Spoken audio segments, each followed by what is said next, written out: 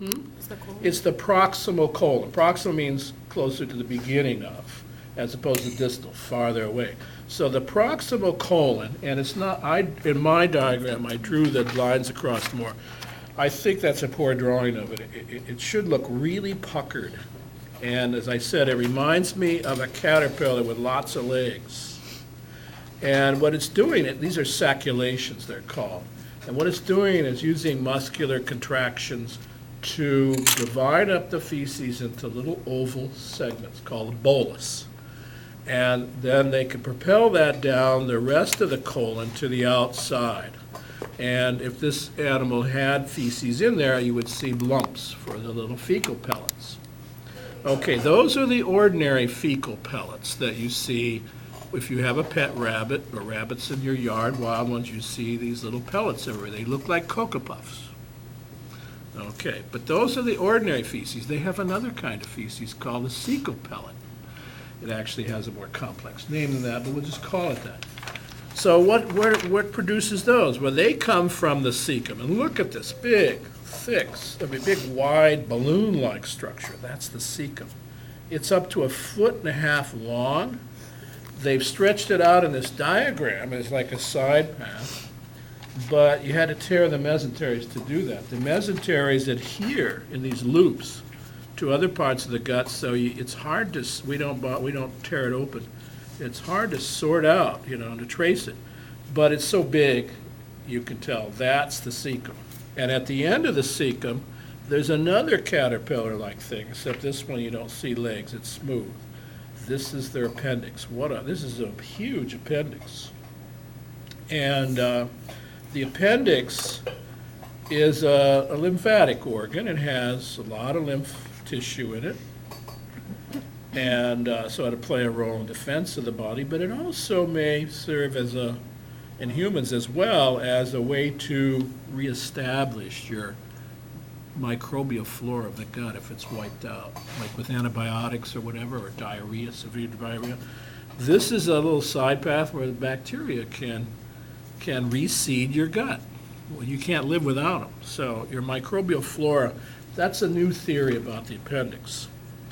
Cats don't have one because they're true carnivores. They don't deal with cellulose, and they rely on their other lymphatic tissues to protect their gut. So what happens is when the rabbit eats food like grass that's almost all cellulose, very low nutrient, it's not nutrient poor food. Animals do not have cellulase, the enzyme to break down cellulose, but bacteria do.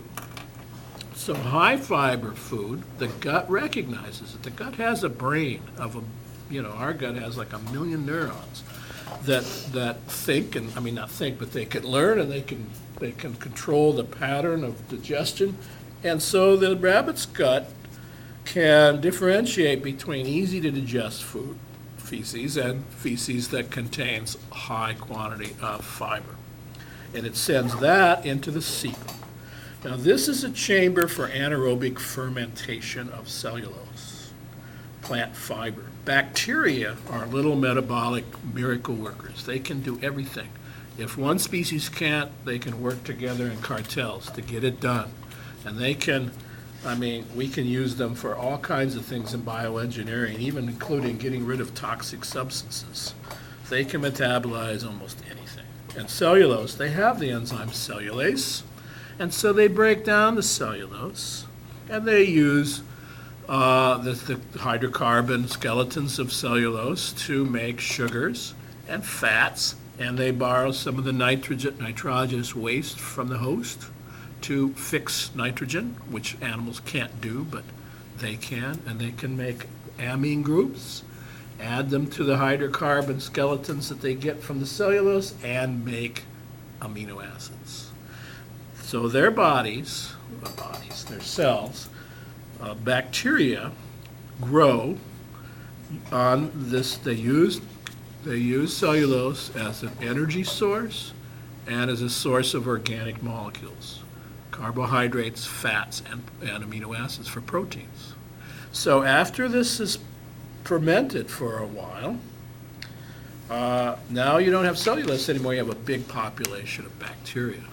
So then peristaltic contractions of the cecum bring it down to the proximal colon. The pellet maker does its job. And here it makes a different kind of pellet. It consists of little spheres with a mucus coat over them. And rabbits consider that a treat. You put that on your little pillow. No, it's a cecal pellet. And they can smell the difference between that and a fecal pellet. And what do they do with it? They consume it. They put it back in the beginning of the digestive tract. Not aesthetically pleasing, but it works for them.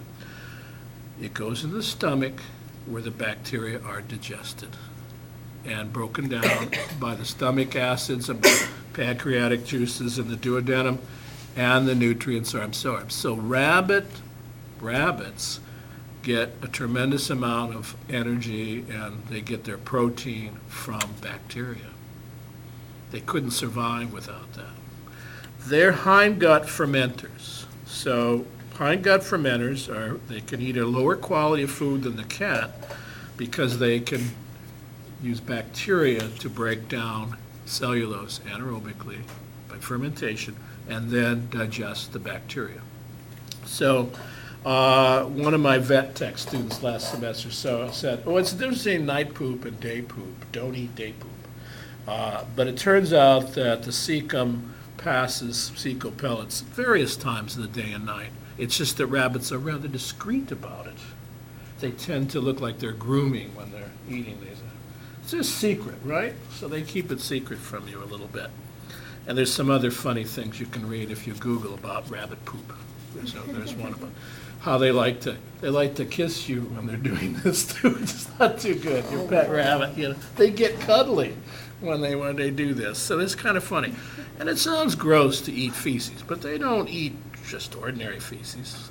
Sometimes they do, but they're not like dogs. Dogs will eat anybody's feces. But a couple of Cocoa Puffs now and then, but they eat the cecal pellets preferably. And people don't see them because they've consumed them. So it's a bit gross. Now, if you're large enough, goat size or bigger, you can